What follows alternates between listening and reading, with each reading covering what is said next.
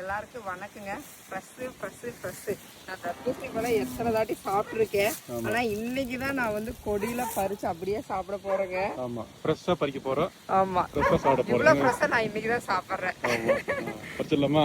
அடுத்தலாம் மாமா நல்லா விளைஞ்ச பார்த்து இங்கே ஒரு பழம் இருக்கு. ஆமா, எந்த ஹைப்ரிட் தர்பூசணி ஆட்டுக்குதுங்க.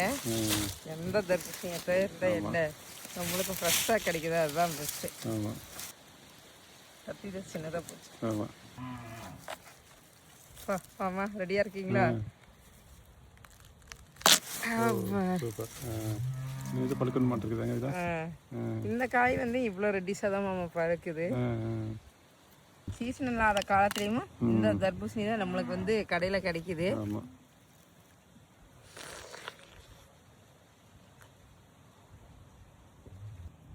ஹைப்ரிட் காய் நல்லா இருக்குமாம்மா. நாங்கள் யதார்த்தமாக ஒரு வேலையாக போனால் வழியில் பட்டுது, நம்மளுக்கு எதுக்குங்க கூச்சா, நாங்கள் ஒரு வீடியோ எடுத்துக்கிறது வச்சு சாப்பிட்றோம்.